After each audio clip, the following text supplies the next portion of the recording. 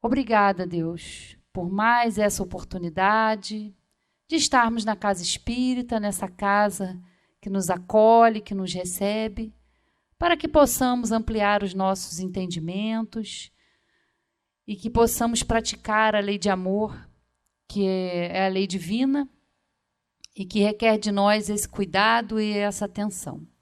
Que o nosso irmão que fará uso da palavra seja ajudado, inspirado por esses amigos espirituais aqui presentes. Graças a Deus e que assim seja. Com vocês, Rogério, falando sobre buscar e achareis. Boa noite, pessoal, tudo bem? Feliz ano novo para todos, né? Algumas pessoas que estiveram aqui domingo passado podem estar pensando que estão tendo um déjà vu, né? Porque encerrei o ano no domingo e estou reabrindo hoje, mas não é isso não, é trabalho mesmo, a gente mais uma vez vai falar de espiritismo, mais uma vez, e como o Zé falava, né, a favor. Vamos falar sobre espiritismo e vamos falar a favor. Começo de um ano, né, a gente já vem ali no final do ano já fazendo planos, estabelecendo algumas metas, construindo alguns projetos, e alguns de nós começamos até muito antes, meses antes do final de 2021, e fomos protelando e fomos estruturando os nossos planos para o ano seguinte. Por isso eu escolhi esse tema, buscar e achareis, porque é muito comum nós realmente traçarmos planos para o ano seguinte, né? Principalmente, ou retomarmos alguns planos frustrados ou abandonados naquele ano, a gente transfere-os para o ano seguinte, isso é muito comum. Esse buscar e achareis está lá no capítulo 25 de O Evangelho segundo o Espiritismo, e ele é composto de 3 tópicos. É um capítulo bem pequenininho que eu convido a vocês a fazerem uma leitura depois, porque na realidade vocês estarão fazendo quase que uma releitura. Nós vamos falar um pouco desse capítulo hoje exatamente em cima desses 3 tópicos. Vamos tentar abordar os 3 tópicos que compõem o capítulo 25 do Evangelho segundo o Espiritismo. Ajuda-te e o céu te ajudará, olhai as aves do céu, não vos canseis pelo ouro. E já acabou o capítulo. Então, fica aí o convite, né, Roberto? Para chegar em casa, antes de dormir, dá para ler o capítulo tranquilamente. Se eu não me engano, são 6 páginas, 5 ou 6 páginas. E como eu estava dizendo, esse convite, né, que essa disposição, essa proposta que nós nos fazemos, sempre para um novo ano, sempre para o ano seguinte, estamos sempre dispostos a abraçar um novo desafio, um novo projeto. E esse capítulo fala exatamente disso, desta disposição, desse primeiro movimento. Eu vou fazer algumas leituras bem rápidas, somente das citações evangélicas, tá? Começa, né, como eu disse, desses 3 tópicos. A gente começa lá com ajuda-te e o céu te ajudará. E aí Jesus diz assim, segundo Mateus: pede e dar-se-vos-á, buscai e achareis, batei e abrir-se-vos-á. Porque todo que pede, recebe, e o que busca, acha. E a quem bate, abrir-se-á. Ou qual de vós, porventura, é o homem que, se seu filho lhe pedir pão, lhe dará uma pedra? Mateus anota e traz para a gente, nesse capítulo, exatamente para nós percebermos uma relação com a divindade, com essa relação íntima de nós nos buscarmos, de nós nos ancorarmos em Deus e estarmos sempre ligando as nossas propostas, os nossos desafios à fé. Então ele nos chama a fazer uma reflexão. Se nós, do jeito que somos, né, estamos sempre dispostos a fazer coisas boas, e ele diz, se seu filho lhe pedir pão, que lhe dará uma pedra. Quem de nós faria isso? Né? Nenhum de nós faríamos isso. E ele faz esse chamamento exatamente quando ele diz, olha, busque, você vai achar, bata e se vos abrirá. Mas é interessante que a gente perceba que a proposta é que nós façamos o primeiro movimento para que a misericórdia divina, para que a providência divina funcione ou atue sobre as nossas ações. E ele continua: ou porventura, se lhe pedir um peixe, lhe dará uma serpente. Pois, se vós outros, maus, sendo maus, sabeis dar boas dádivas a vossos filhos, quanto mais vosso Pai que está nos céus dará boas dádivas aos que lhe pedirem. Então ele faz realmente esse paralelo, né? Dizendo assim, olha, se você pedir, vai ser atendido. Se você vai bater, a porta vai se abrir. Se você buscar, você vai encontrar. Mas o primeiro movimento é importante. E ele faz esse paralelo. Se nós, como somos, do jeito que somos, e ninguém melhor para nos conhecer do que nós mesmos, somos capazes de atos realmente muito interessantes no que se refere à benemerência, à caridade e principalmente ao amor aos filhos, né? Jesus nos chama a pensar. Imaginemos o Pai, imaginemos Deus nestas buscas, nestas ponderações. E esta primeira colocação, né, buscar e achareis, ela, segundo os Espíritos, ela é análoga, ela é parecida, ela se completa, ela é muito parecida com ajuda-te e o céu te ajudará.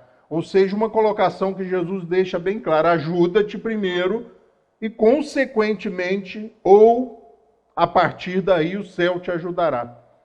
Eu costumo brincar, às vezes, com conspirações, né? A gente fala muito em conspiração do bem, mas ela não funciona se nós não fizermos o primeiro movimento. Eu sempre costumo dizer que, a partir do momento em que você demonstra disposição, vontade, né? E muita gente trabalha com o conceito de boa vontade. Basta boa vontade. Bom, aqui hoje a gente tem um exemplo bastante significativo da boa vontade, né? As cadeiras que estão vazias certamente são dos nossos irmãos que tiveram boa vontade. Mas vocês que estão aqui, que estão assentados nas cadeiras, tiveram vontade. Às vezes a boa vontade, a intenção, não é o suficiente. E principalmente nessa relação com Deus, principalmente nessa relação natural com as leis universais. Porque quando nós falamos em relação com Deus, nós pensamos que Ele está lá aguardando a nossa ação. Não, nós estamos sujeitos às leis universais e todos nós estamos sujeitos às mesmas leis universais. Todos nós temos as mesmas condições. Todos nós somos frutos do nosso esforço, da nossa vontade, da nossa dedicação, da nossa disposição, da nossa vontade de empreender, de fazer, de realizar. Mas é preciso que nós também não entremos no automatismo, na busca constante, desenfreada, na solicitação do apoio divino a todo custo e a todo momento para todas as nossas empreitadas. Passou a mega da virada e nem todo mundo foi bem sucedido na empreitada, né? 2 ganhadores num Brasil desse tamanho e por um número recorde de apostas. E muita gente investiu nesse projeto, investiu nesse processo.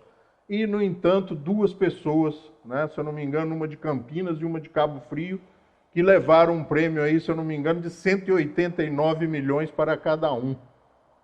E a gente olha e fala assim, meu Deus, é muito dinheiro. Realmente, a gente não tem nem noção, né, do que é isso. Mas essa solicitação, essa relação nossa com a divindade, ela tem que ser bem observada por nós. Eu fico imaginando, né, eu com uma grana dessa, com um dinheiro desse, o que seria a minha vida, né? E eu consigo ver que talvez me tirasse uma coisa que eu venho construindo já há bastante tempo, que é paz. Aí você fala, vai falar que você não queria. Não sei. Hoje talvez eu pensasse 2 vezes, porque realmente ela vai tirar, né, um pouco daquilo que eu venho construindo há algum tempo. Mas voltemos ao ajuda-te e o céu te ajudará.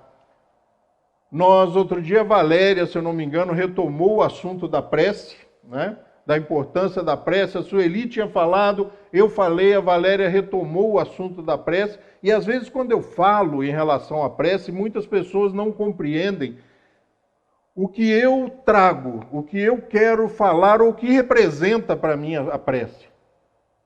Nós muitas vezes buscamos na prece a nossa parte, mas não é só isso. Porque só na prece nós vamos encontrar consolação, entusiasmo, disposição, aconselhamento. Os espíritos superiores dizem que a prece serve para abrir os nossos canais mentais nessa relação com Deus. Embora, na minha opinião, na grande maioria das vezes, os nossos pedidos recebam um não, né? Sofrem um processo de paralisação. Falou, meu filho, melhor parar, esse negócio de 89 milhões não é para você. Né? Então a gente normalmente recebe um não, mas a prece tem a sua importância nessa relação. Mas o que Jesus fala é de algo mais. É de algo mais. É de uma ação, de uma atitude, do primeiro passo, do primeiro degrau. E a lei divina, ou a justiça divina, ou essa ajuda da providência seria mais ou menos o automatismo da subida da escada. A partir do start do primeiro degrau, a gente entra num processo automático e vai embora. Mas eles já implantaram, né? Nós já viemos com esse chip implantado em nós, que é a inteligência, que é a capacidade de escolha, que é o discernimento, fortalecido e acrescido pela construção do nosso livre-arbítrio. Então, quando ele diz lá no começo, lá, que a gente pede e dar-se-vos-á, buscar e achareis, bater e abrir-se-vos-á, é primeiro a nossa ação, é primeiro a nossa atitude, primeiro o nosso movimento, até para nos estimular, porque já pensou se você faz uma prece? Pensemos aqui conosco, façamos uma prece e, de repente, se realiza a prece. Ela às vezes se realiza, mas eu costumo brincar e vou brincar novamente com essa postura, que é aquela prece onde você fala, olha, meu dia hoje não foi bom, discuti com a esposa, discuti com o patrão, com o funcionário. Eu preciso ter paciência, Senhor. Me dê paciência, né? Eu tenho que ser mais paciente, mais cordato, mais compreensivo. E vai dormir. De manhã acorda, como sempre, meio atrasado. A gente, né, tem aquela coisa de andar em cima da hora. E quando você abre o portão da garagem com aquele botãozinho mágico do controle remoto do portão eletrônico, lá está um carro parado em frente ao seu portão. Pronto, realizou-se o seu pedido de paciência. Né? É a hora ali porque oportunidade, chance, né? De você sair ali na rua tranquilamente, procurar saber de quem é. O relógio não pare quando a gente está com pressa, ele anda mais rápido, né? De você demonstrar a oportunidade. Então escolhamos bem os nossos pedidos, porque segundo Jesus, eles são atendidos, de alguma forma. Muitas vezes, e na grande maioria das vezes, não é da forma que nós esperávamos, ou que nós desejamos, ou desejaríamos, né, sem pensar de forma espírita. Então, o vizinho já estacionou lá na porta e você tem chance de cultivar, de trabalhar, de desenvolver em você o sentimento, a qualidade da paciência, né?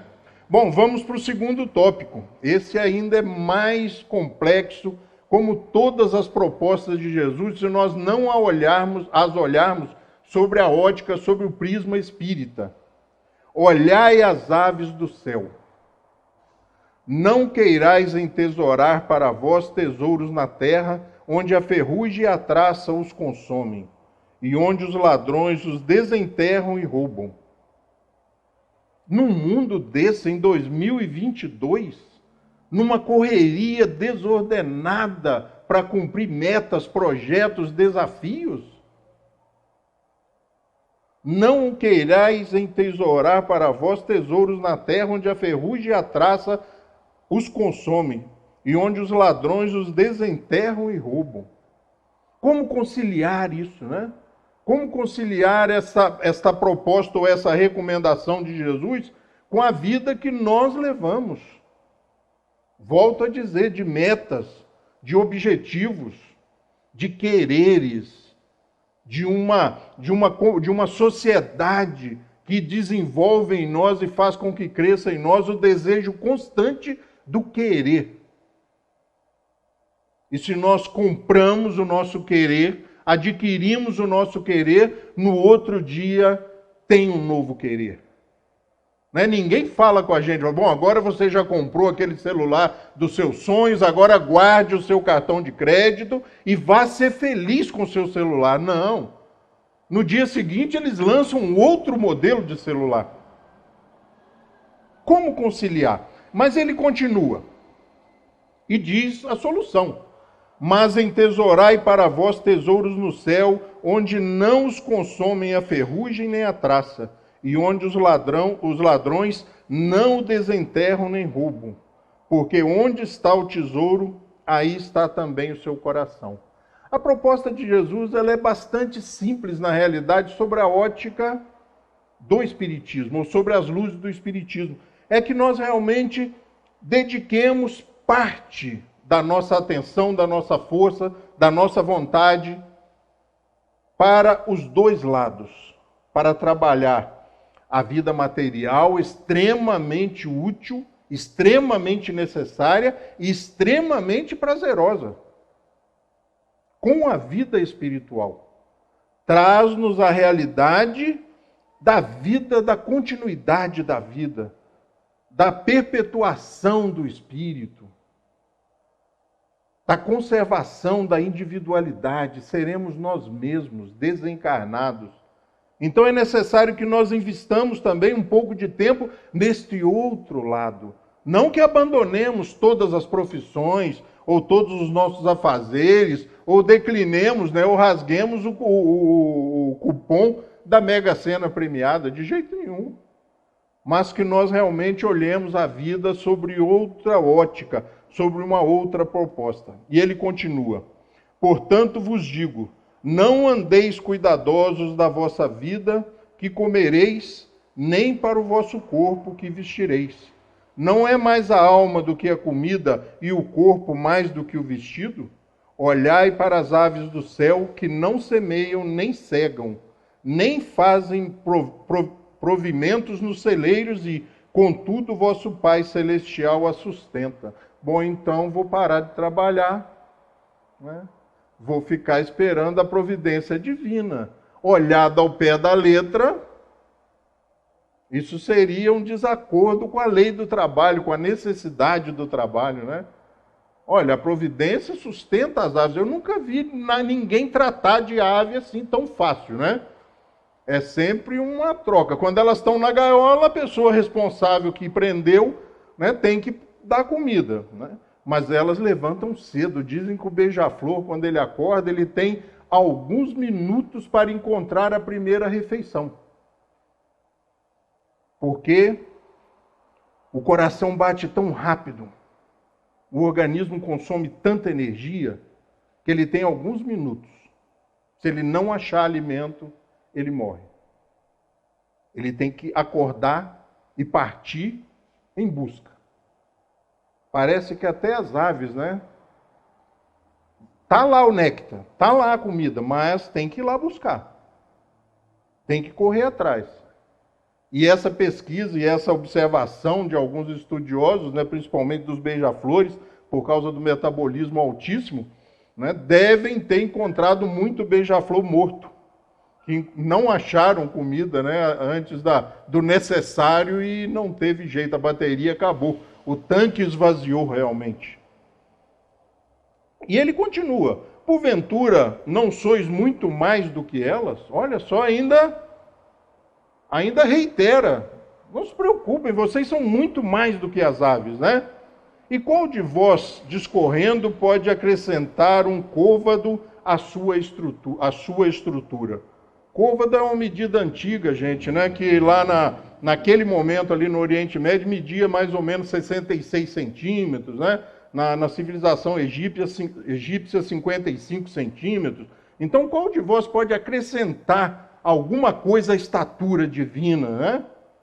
Olha só, discorrendo pode acrescentar um côvado à sua estrutura. E por que andais vós solícitos pelo vestido? Por que vocês estão tão preocupados com o que vão vestir? Considerai como crescem os lírios do campo. Eles não trabalham nem fiam. Digo-vos mais, que nem Salomão em toda a sua glória se cobriu jamais com um destes. A colocação de Jesus é muito forte. Muito forte. E ele vai em frente. Pois se é o feno do campo, que hoje é e amanhã é lançado ao forno, Deus veste assim, quanto mais a vós, homens de pouca fé. Se a providência trata assim a natureza, o que dirá a nós? O que dirá a nós? Não vos aflijais dizendo, que comeremos, ou que beberemos, ou com que nos cobriremos?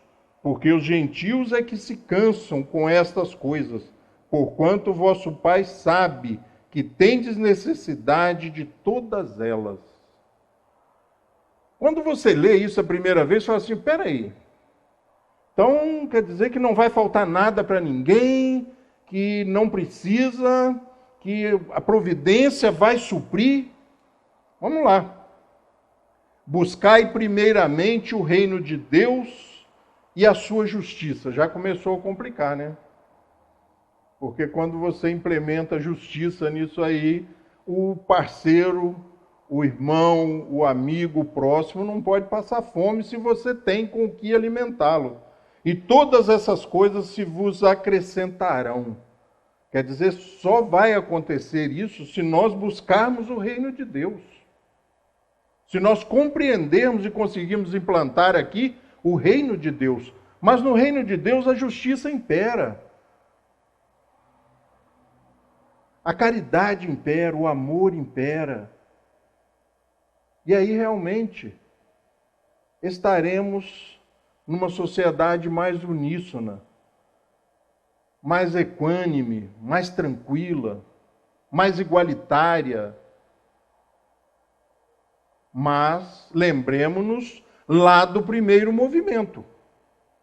Tem que bater, tem que buscar. Por isso, quando a gente fala nas aves, elas não são assim tão livres. Elas são geridas, são direcionadas pelo seu instinto, por leis de sobrevivência. E aí a gente pensa, né, na caridade, e esse capítulo faz com que nós voltemos a pensar na caridade.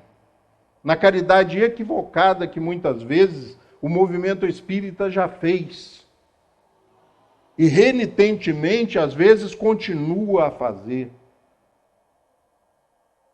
A bolsa de compra simples e pura, por tempo indeterminado. Isso é paternalismo, né? Isso é criar e estabelecer com essas pessoas uma dependência que não é positiva para alguns, porque alguns não compreendem, não veem aquela atitude como uma ação socorrista e se acomodam diante daquele processo. Há muitos anos atrás, eu e Dona Neuza, minha sogra, fomos a Petrópolis conhecer um trabalho específico numa casa espírita, há muitos anos mesmo, e eles adotavam famílias realmente desestruturadas socialmente, economicamente. Eles traziam a família, 3, 4, 5, eu não me lembro o número, era um número até bem reduzido, e estabelecia com eles e convencionava com eles 24 meses. Por que o marido não está trabalhando? Vamos ver o que está acontecendo e vamos arrumar um emprego. Ah, ele é alcoólatra? Vamos cuidar do alcoolismo. As crianças estão na escola? Vamos direcioná-las à escola. O que existe de projeto governamental e de possibilidade de auxílio governamental? Vamos encaminhar essas pessoas. Documentação, ajuste da moradia, dignidade na moradia, dignidade na roupa, reintegração social. Nós ficamos apaixonados pelo projeto. e dando certo ou não, a pessoa se enquadrando ou não, a pessoa se recuperando ou não, no final de 24 meses ela era desligada do projeto. Isso fazia com que as pessoas, ou fez com que as pessoas tomassem uma outra atitude. Olha, é socorro, é agora, mas nós vamos te ensinar, é aquele velho ditado, né? Nós vamos te ensinar a pescar. Agora, no primeiro momento, ninguém pesca ou ninguém pensa com clareza, ninguém busca a solução de nada com fome. Principalmente se for gordinho aí, que não pensa mesmo. Né? Porque ele empreende todas as suas energias, toda a sua atenção, toda a sua inteligência na conquista de alimento. Essa relação com Jesus ela é bastante interessante, porque no primeiro momento, quando nós nos relacionamos com Jesus, nós acreditamos que Jesus fala calmamente. Meus queridos, eu já ouvi dentro da casa espírita, no estudo sistematizado, que a passagem de Jesus na porta do templo com os comerciantes não é verdade. Falei, bom, os espíritos dizem que selecionaram as passagens mais interessantes e de cunho moral e a mantiveram no Evangelho segundo o Espiritismo. Mas ele fazia o que era necessário naquele momento. A ação dele não quer dizer que ele estava com ódio dos comerciantes, com raiva dos comerciantes, mas a linguagem que aquelas pessoas entendiam era aquela. Meus irmãos, não façam câmbio aqui na porta do templo. Deixe as pessoas trazer os animais das suas fazendas para o sacrifício. Não venda o pombo, a cabra, tão caro para eles. Pegava o tabuleiro e batia na cabeça de Jesus. Era necessária energia, disposição naquele momento. Coragem, destemimento, fibra, disposição, vontade, tudo aquilo que nós falamos lá no começo da nossa conversa. Ele veio e mostrou, falou, faça assim, não se preocupe. Faça assim, haja assim, de acordo com a sua consciência, para que o travesseiro seja realmente um algodão de muitos fios, que acomode sua cabeça de forma tranquila na hora do sono, não um amontoado de espinhos, com os quais a gente luta por noites e noites diante das nossas próprias ações, dos nãos que muitas vezes nós deixamos de falar, para não desagradar. E as pessoas confundem essa adoção desse sistema com uma postura de imposição, ou de rudeza, ou de brutalidade. Não é. É ser coerente com a proposta que nós escolhemos. Não é aquele Jesus sofredor, manso, cordeiro. Não, ele vem ensinar pessoas brutas, pessoas que naquele momento precisavam de uma linguagem adequada, metodologia, didática adequada, e ele usou. E ele usava para cada um uma metodologia, e assim também nós devemos nos espelhar nele e não tratar a todas as pessoas da mesma forma. Bom, mas vamos para o terceiro tópico. Não vos canseis pelo ouro. Esse capítulo 25, gente, ele é complicado. Talvez por isso eles fizeram bem curtinho, bem pequenininho. Olha, vamos fazer só 3 tópicos, porque senão eles vão pular do 24 para o 26. Não vos canseis pelo ouro. Não possuais ouro nem prata, nem levai dinheiro nas vossas cintas, nem alforge. Alforge é aquelas 2 cestinhas, né, que agora a gente bota na moto, né, na traseira da moto ali, aquelas 2 caixinhas, ou antigamente na sela do cavalo ou do camelo lá, né, para o caminho. Não leve alforge, não se preocupe. Por que as pessoas levavam no alforge? Algum alimento salgado, alguma comida, alguma coisa que ia ser útil ou necessário na viagem. Jesus recomenda aos seus continuadores que não levem nem dinheiro, nem alforge para o caminho, nem 2 túnicas, uma só, nem calçado, nem bordão. Bordão é um cajado, é uma bengala, é uma madeira, né, que serve de apoio e para defesa de algum animal, de alguma, né, em alguma desavença na estrada, né, você poderia utilizar também não só como apoio, mas também como arma de defesa. Nem calçado, nem bordão, porque digno é o trabalhador do seu alimento. Ele já muda o foco, gente. Digno é o trabalhador do seu alimento. Ou seja, quem trabalha merece salário. A gente tem esse ditado popular. As pessoas mais antigas dizem, olha, muito obrigado, o senhor está me pagando. Eu falo, não, meu filho, quem trabalha merece salário.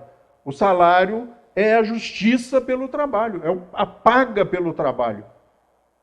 Então ele diz, porque digno é o trabalhador do seu alimento. Não dá para ficar parado, tem que trabalhar, porque senão não vem o alimento, né? Senão não vem o alimento. E em qualquer cidade ou aldeia que entrardes, lembremos-nos que ele está falando isso, essa recomendação para os seus divulgadores, para os seus continuadores, para aqueles que deveriam ir e levar a mensagem cristã. E em qualquer cidade ou aldeia que entrardes, informai-vos de quem há nela digno. Procurai saber quem é digno. E ficai ali até que vos retireis. Se hospede na casa de uma pessoa digna e fique ali. É lógico que os tempos eram outros, né? E o Evangelho segundo o Espiritismo nos explica isso.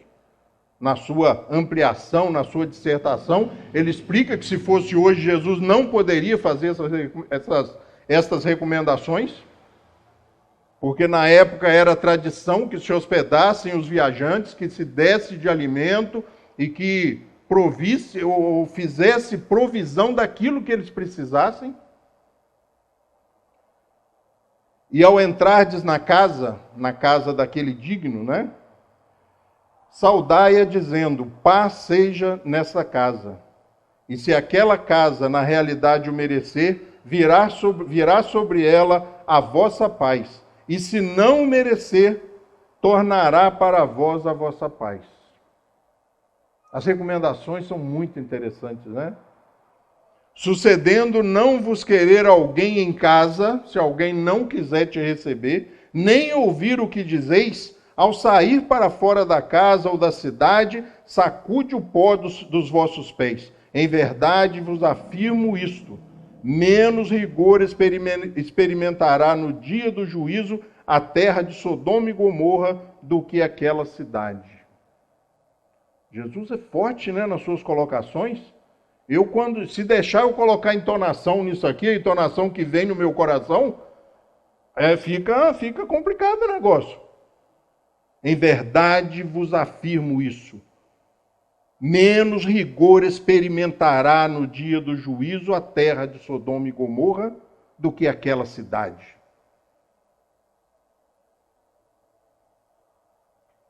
Ele não era desnecessariamente manso, porque muitas vezes a mansidão não resolve. Às vezes é preciso energia. E quando ele diz, não vos canseis pelo ouro,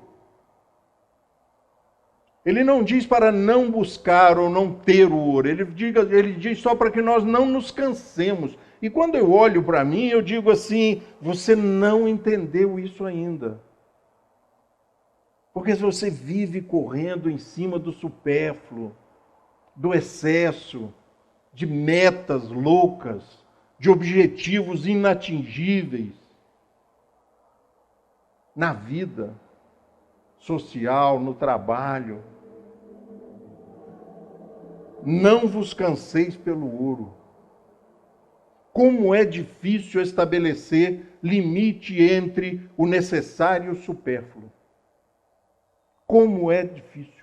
Porque nós, na realidade, não acreditamos, ou na grande maioria de nós não conseguimos estabelecer, chega, já tenho o suficiente. Eu conheci uma pessoa, na época não porque eu era criança, quando ele tomou essa atitude, mas eu conheci a história de uma pessoa que aos 60 anos, mais ou menos, 55 anos, mais ou menos, antes dos 60 anos, reuniu os filhos Falou, de hoje em diante vocês tocam. Cada um vai me pagar um salário mínimo para eu me manter. 9 filhos. Se fosse hoje, seriam 10 mil reais por mês. E ele abandona, naquela época, podia se chamar quase um pequeno império. Para nós imaginarmos, cada filho ficou com uma propriedade rural, uma fazenda. E aqueles que ficaram com as menores ficaram com 2. E ainda sobrou terra. Como parar? Porque a grande maioria de nós, se nós nos deixarmos levar por esse cansaço pelo ouro, pela conquista material, nada é suficiente. 10 fazendas, eu quero 11, eu quero 12, eu quero 30 mil cabeças de gado, eu quero 10 mil cabeças de gado, e a morte chega, e nós aí vamos nos deparar com uma outra realidade, com a realidade espiritual. Mas esse homem dessa pessoa da qual eu estou falando, ele conhece, católico, conhece o espiritismo. E converte-se ao espiritismo realmente. Porque essa atitude é de grande coragem. E lá pelos 75, 80 anos mais ou menos, eu passava por dentro do quintal dele para ir na padaria. Porque lá em Conselheiro ainda tinha dessas coisas. Você podia passar dentro do quintal da pessoa para cortar a volta para ir lá embaixo na praça, na praça ali de Conselheiro.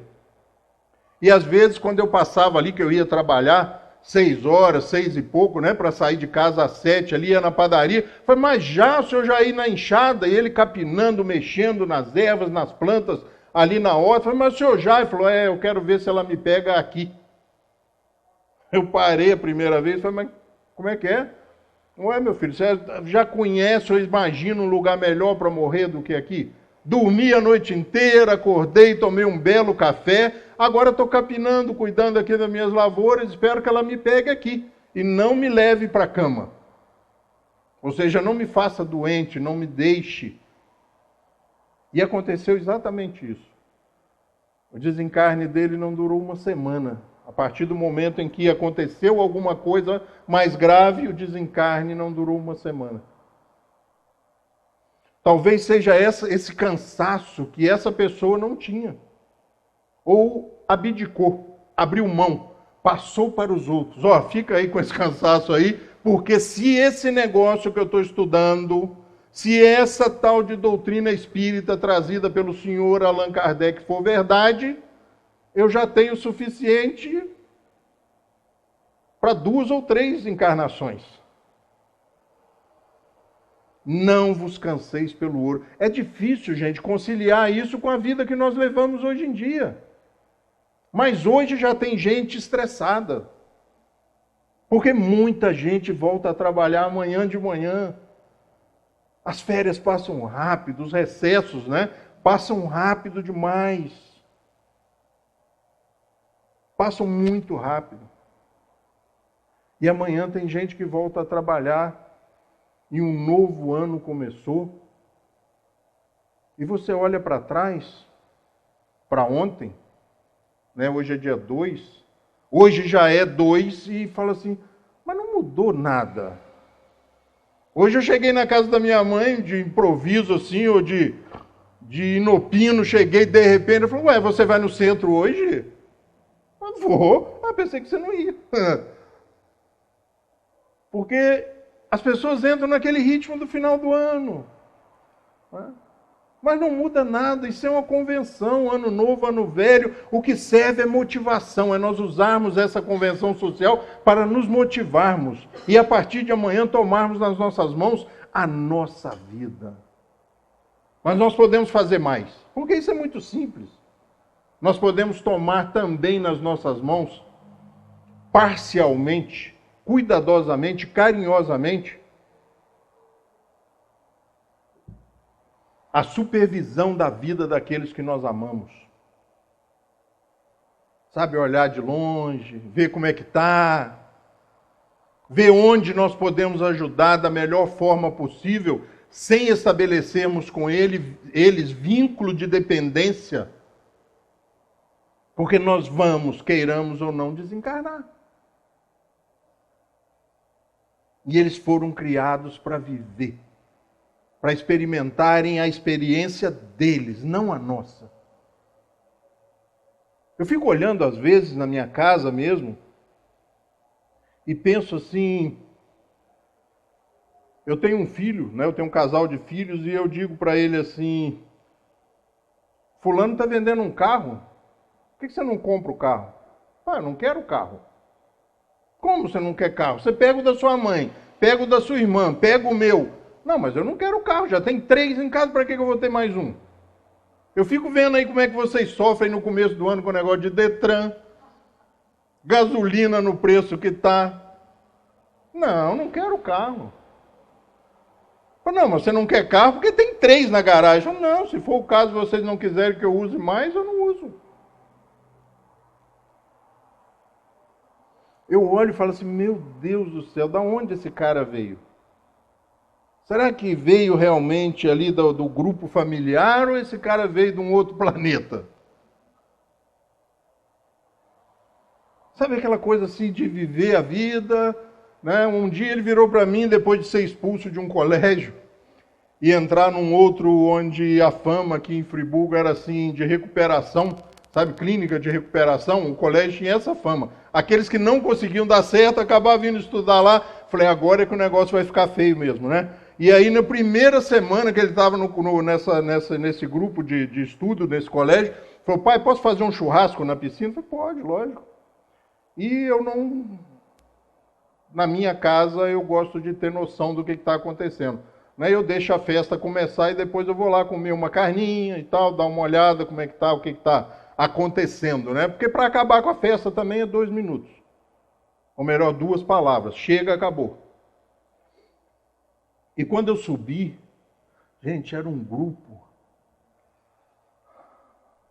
Quando o preconceito te pega pelo pé e sai te arrastando assim no piso antiderrapante, sabe?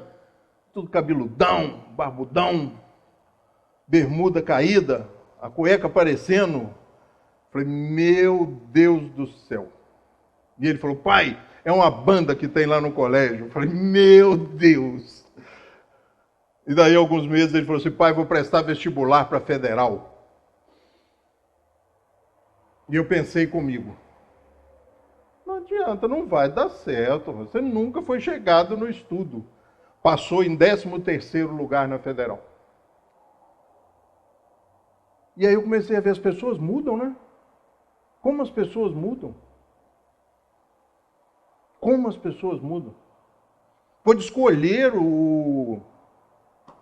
a faculdade ou a localidade onde ele ia estudar. E eu já estava preparado para pagar uma faculdade particular. Já seria um grande feito. Né? E a gente se depara, gente, com o Espiritismo. Uma proposta nas nossas vidas.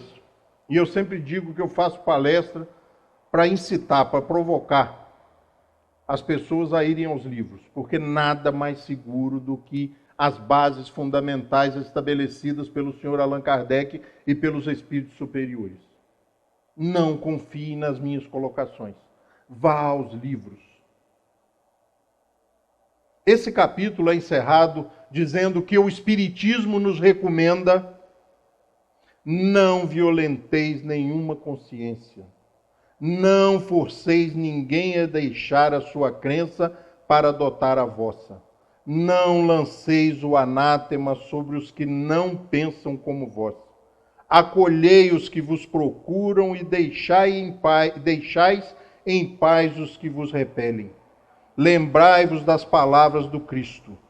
Antigamente o céu era tomado por violência, mas hoje o será pela caridade e a doçura. Mudou o processo. A proposta do Espiritismo vem mostrar para a gente que a proposta de Jesus é implementadora. Ela é provocadora.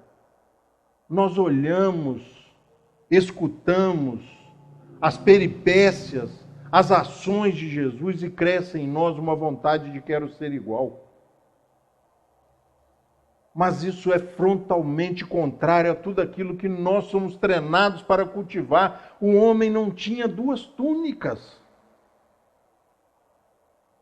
Não tinha 2 sapatos. Não tinha casa na praia, não tinha piscina, não tinha carro, não tinha nada do que nós muitas vezes nos cansamos para buscar. Esta, por favor, não é uma proposta de você abdicar desse tipo de busca. Não, é de nós regularmos esse tipo de busca, para que ela não se transforme num sofrimento, numa frustração. Porque muitas, na grande maioria das vezes, quase todas as vezes, a felicidade não está onde estão esses valores. Você encontra pessoas que passam pela vida de forma leve, suave, tranquila, a ponto de nos incomodar. Compra o carro? Não, eu quero o carro para quê? Cara, resolve isso. Não, pai, em janeiro eu vou para São Paulo de novo. Você não vai voltar para casa, né? Ele foi para o Canadá para passar 3 meses para fazer uma pós-graduação, um intercâmbio, alguma coisa. Ficou 2 anos e 8 meses. Eu digo para ele, você parece barata, se adapta a qualquer coisa. Muda o clima, o cara sobrevive, muda, estoura a bomba atômica, ele sobrevive e passam pela vida de forma ilesa. Rindo, brincando, felizes, gênio no que faz, disputado por algumas empresas. Não quero ir, não, lá o sistema de trabalho é diferente. Não, lá eu vou ter que trabalhar 10 horas por dia, você está louco, não vou não. Cara, mas ele te paga o dobro. Não, deixa quieto. Vou ficar aqui mesmo. Então a gente vê que na realidade são opções, né? E quase sempre, o problema maior é que quase sempre a gente cai nessa realidade muito tarde, quando a gente já se cansou, quando a gente já se desgastou. Na sexta-feira, na véspera do Ano Novo, eu tive na casa da minha mãe. Quando eu saí, ela me levou até a porta. E antes que eu puxasse a porta para ir, ela disse assim, tá na hora de aposentar, hein? Chega de trabalhar. E aí você lê um texto desse e fala assim, será que tá na hora? Mas não é não é parar de trabalhar. É parar de fazer esse trabalho que te estressa, que te magoa.